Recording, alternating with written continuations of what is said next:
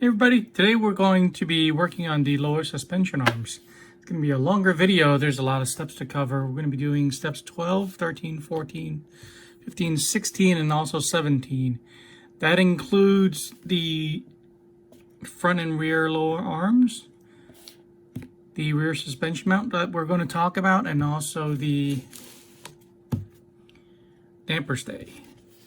So let's first go over the suspension arms and what they are.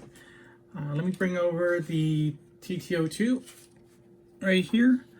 The lower suspension arms we're building today are basically this piece and this piece right here, and they basically hold up the uprights to the wheel hub, and so that's what we're building today.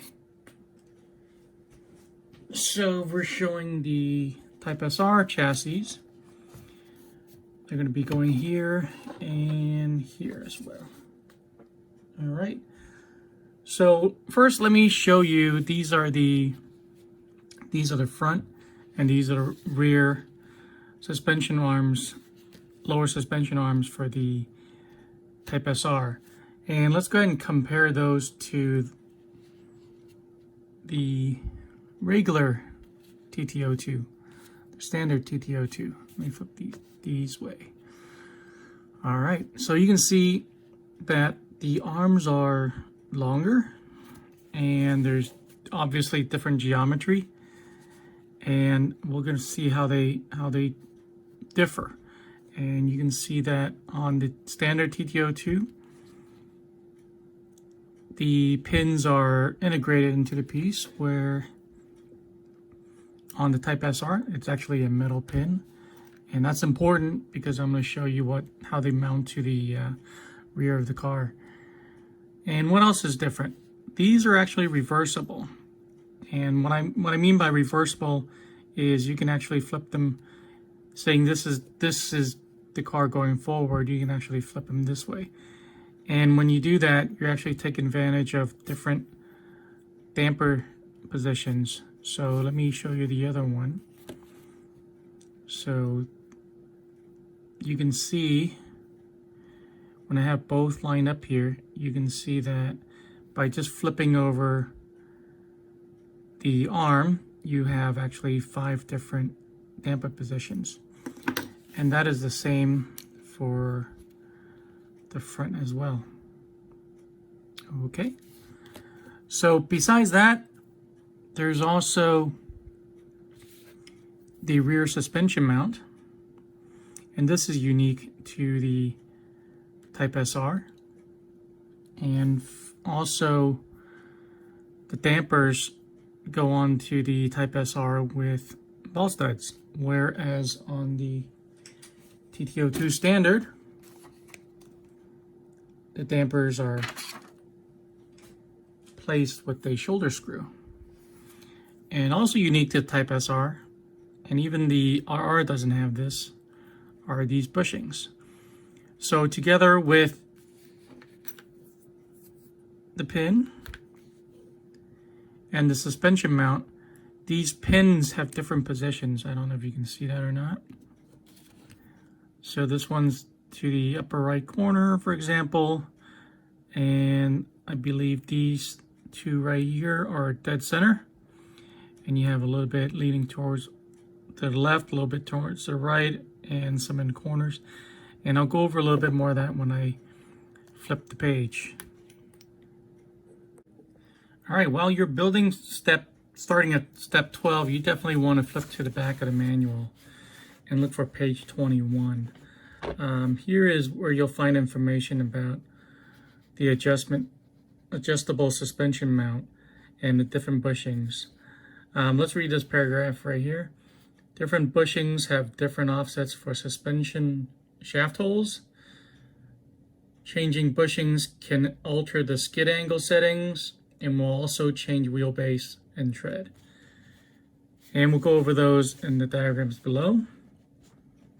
Different bushings offset given toe angles. That's a really simple concept. As you can see here, where the bushing hole, and I showed you that in the bushing itself, Say for example, I'm going to be building this kit with a very neutral stance. Everything was just the center hole here in the back. From the center hole, let's pretend the center hole is this line right here. And we're going to have a very toe-in, a little bit of a toe-in angle. Whereas if I had a bushing where it leaned towards to the right, the toe angle would actually disappear. And also with the bushing, you can change the skid angle. And that's the position of the hole in bushing, either on the top or at the bottom. So there's a lot of considerations here, and you can change the skid angle to a -1, -0.5, a neutral standard, or you can have a positive skid angle. And I'm sure that's also going to affect your handling characteristics. And this is pretty much a tuner's dream come true. If you were familiar with the TT-02 platform, there wasn't much to tune. Even on the Type RR, the TT-02 RR, there wasn't much to play with. But with the Type SR, you're getting a lot of tunability and a lot of different adjustments, which I'm really excited about. And one of the things I really like is that it already comes with a setup sheet. And I'm not going to write on this, obviously. I'm going to try to find this online as a PDF format, or hopefully even one that I can fill out online and use that instead. But it's great that they thought of that, so I can keep track of different settings I make. All right, so let me gather all the parts together for step 12 and we'll get started. All right, so for step 12, let's go one step at a time. You're going to need these very pretty ball studs. You also need the flange tubes, these MB15s, which were in the same bag as the pins or the shafts. And then the shaft adapter, which is this piece right here, also in the same bag. You're going to need the front arms, and the front arms look like this. And there is a little bit, it clips off right here. And be careful not to trim off here and here and here instead. So you want to make sure you trim off that extra piece right there. So it's really simple. And for this part, you only need to use your T-wrench to put on the ball stud. I'm going to do that first. And I'm going to use just what the diagram shows here, which is the tool holes position. And as a matter of fact, I want to compare these to the standard TT-02, where there was only two, one above, one upper and one lower damper position. With the Type SR kit, you're actually getting 5, and they're lateral. So you can make adjustments to lay it down or stand up the dampers as you wish. Whereas you didn't have that, really had that choice with the standard TT-02. So again, I'm just going to follow the diagram to a T and build everything as a very neutral stance right now. And you just kind of have to start it, and then it'll kind of drive its way through. Let's go slow.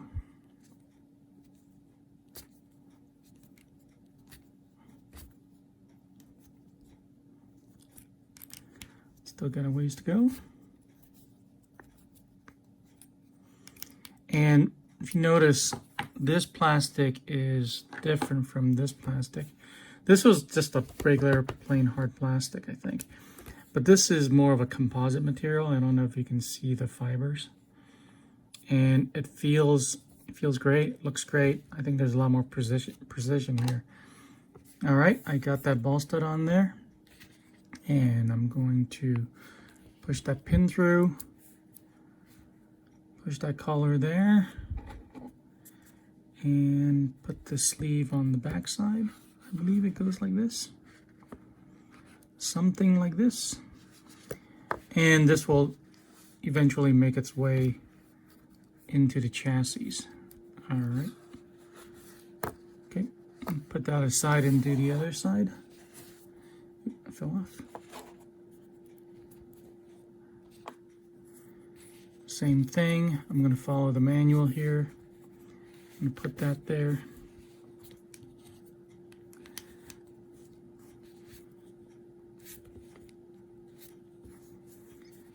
The first few turns you might need to push in as well as turn, just to make sure it gets started.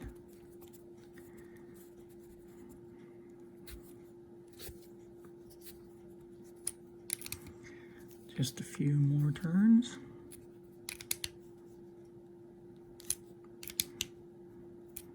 All right. Okay. Put a couple more turns on the other one. All right. There we go. And I've lost the shaft. It's right here. Losing parts is part of building a kit.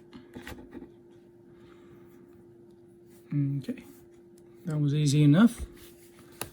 And the next part, we're going to go ahead and place it into the chassis. And actually, in building the front arms, as I said before,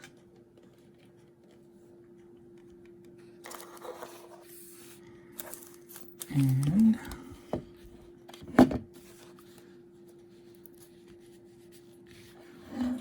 it's real simple.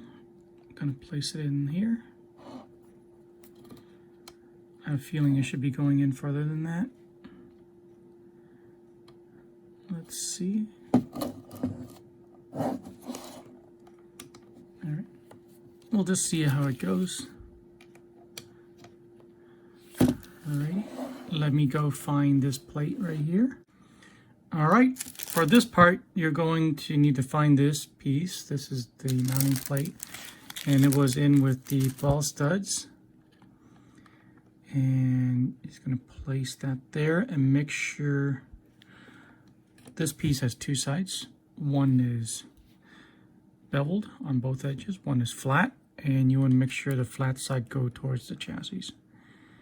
And those pins rest in there like that.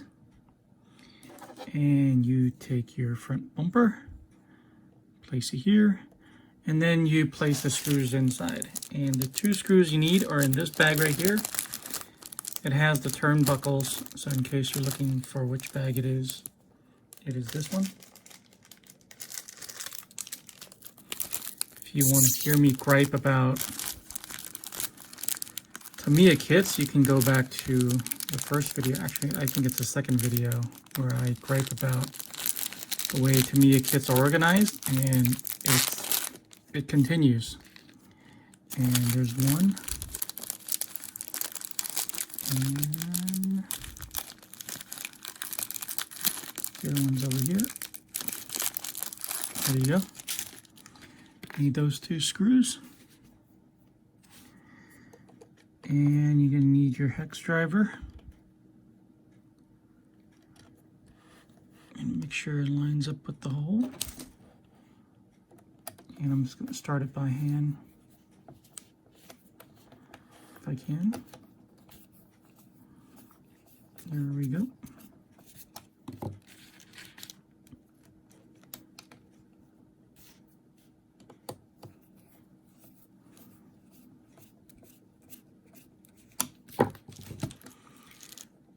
Finish up.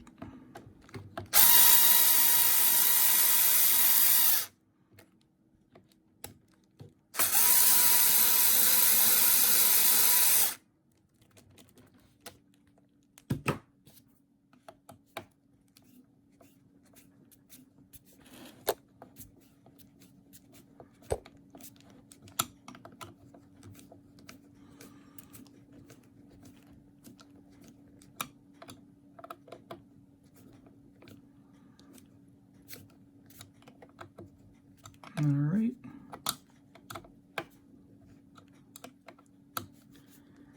And then there's two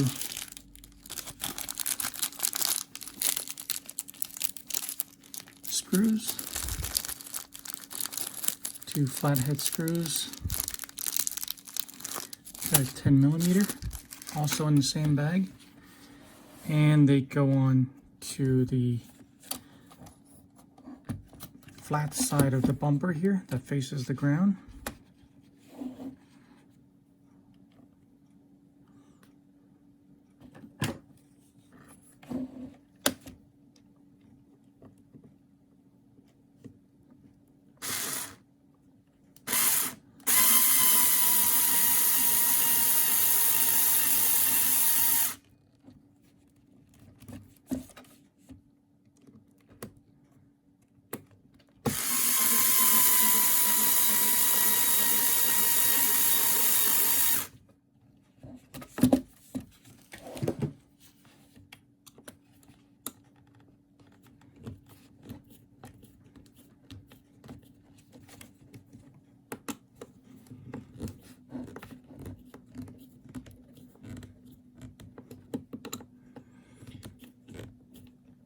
All right, and that's it.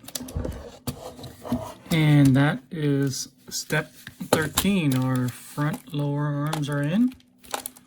They look great. Okay, let me find the parts for part 14, which is the rear lower arms, and we'll continue. All right, so step 14 is the rear lower arms. You're going to need 2 more of these ball studs. You need to find the shafts. You need to find the adapters here and here. And you need to find these 2 spacers. The spacers was in the bag with the turnbuckles. So if you're having trouble finding those, it should be a bag that you already have on your table. It was also the bag with the screws. So again, I'm going to follow exactly to what the manual has and just build it the same way for now. That's going to be my starting point, and then I'll adjust things as I test drive the car after I'm done.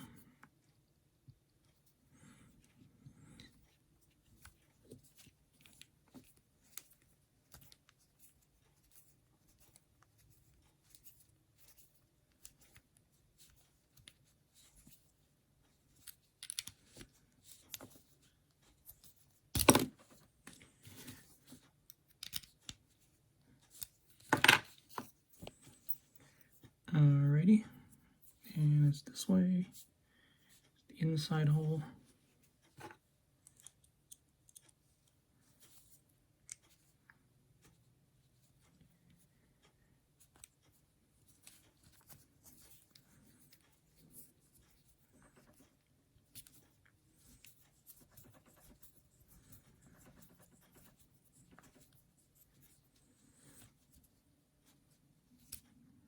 Okay. Going to push the shafts through, put the adapter in the back and the spacer in the front, just like so, and do the same for the other side.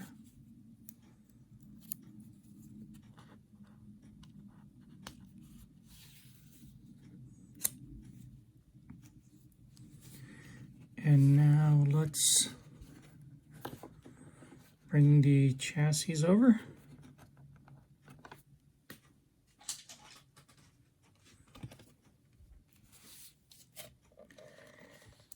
And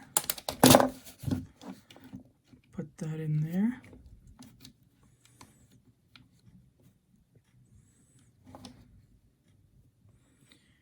And in here.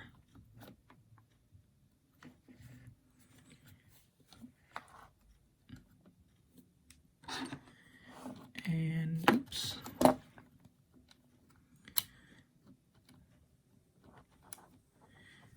car wants to tilt over. There we go. Just a little, put the servo there, servo box there. And the motor isn't leaning the car anymore. All right, so I'm going to leave that there because we have to decide which of the bushings I'm going to use for this. And like I said before, I'm going to build this in a very neutral stance to start with, and that is the number ones. So I'm going to use these two right there, here and there. You can see the cross is a very dead center cross, whereas the other ones are, there's lines going in one direction. This one has a more corners position. So I'm just going to grab the first one.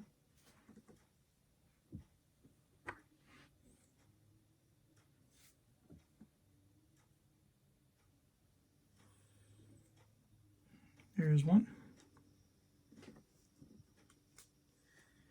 And there's the other one. And it doesn't really matter which position, which way you put it in, unless you pick one of the other ones. These are the same in all four directions. So that's that. The hole goes towards the chassis. And all you have to do is make sure it lines up. And that hole lines up. And it's using a 10mm screw. Okay, I found the two screws.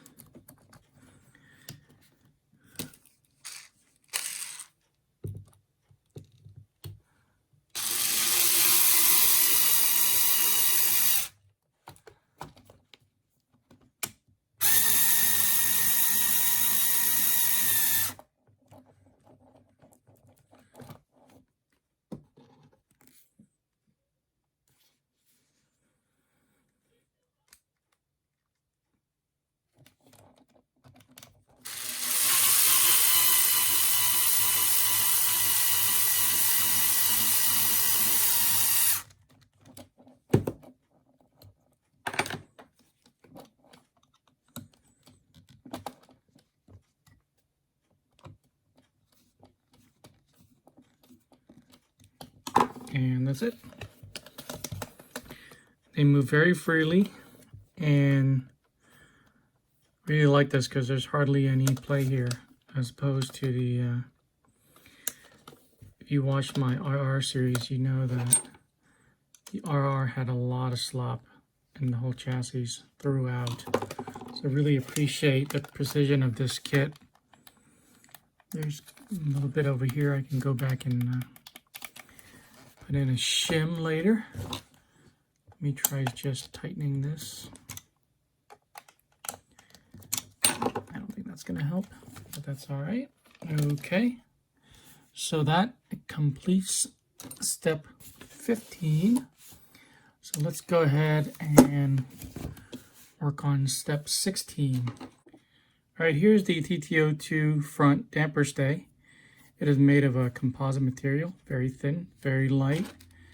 And here's a standard TT-02 damper stay. And it's the usual hard plastic,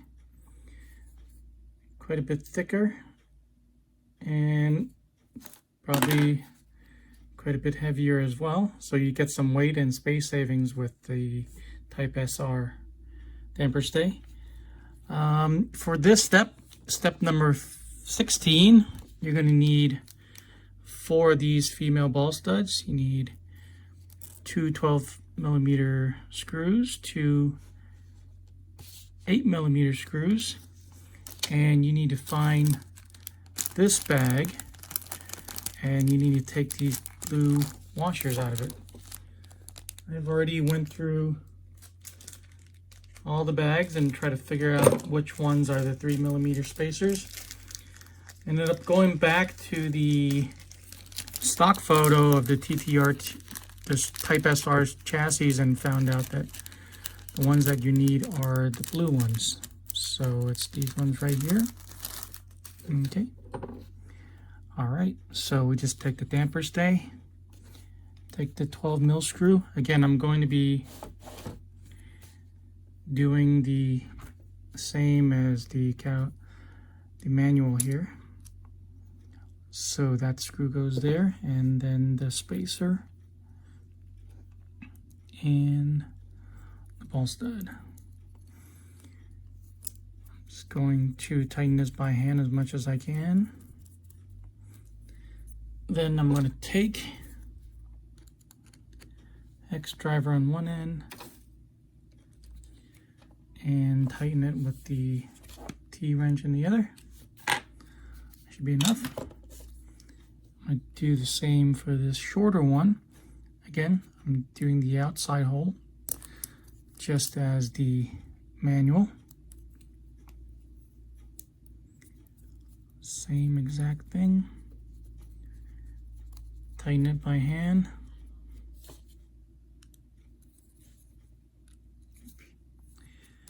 Looking at the wrong thing.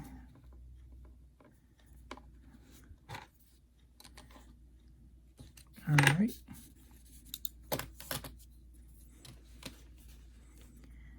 And just repeat. Spacer.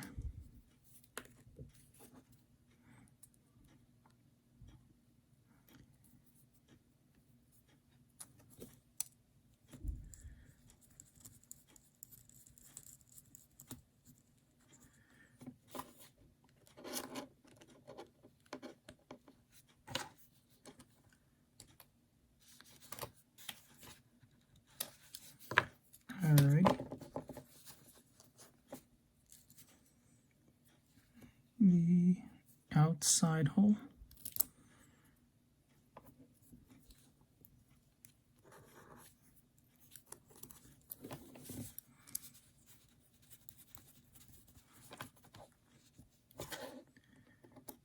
Okay. That's it. Step 16 is done. 17 is going to be mounting this onto the chassis. So let me go ahead and flip the page.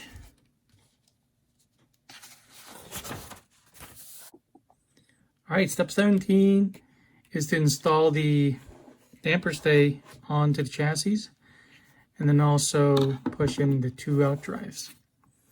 So I have the damper stay right here, and the longer of the two ball studs are on the outside. And I think this, I would need my electric.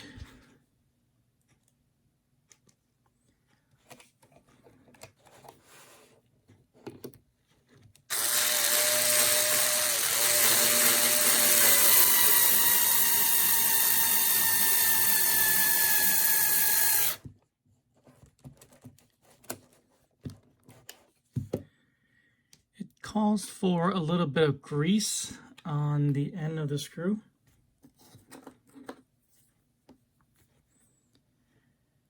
Just to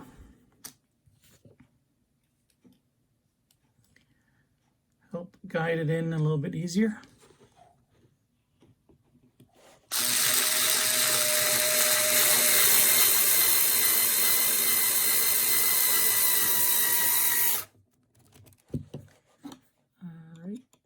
Just make sure these are tight. There's probably only a few parts on the whole car where you don't want any wobble, and the dampers are definitely one of them. Alright. Okay. And then all we need to do is to put the out drives in there, and we're done with step 17. And the out drives are in this bag where the ball studs were. Make a small hole so things wouldn't fall out. Let's see.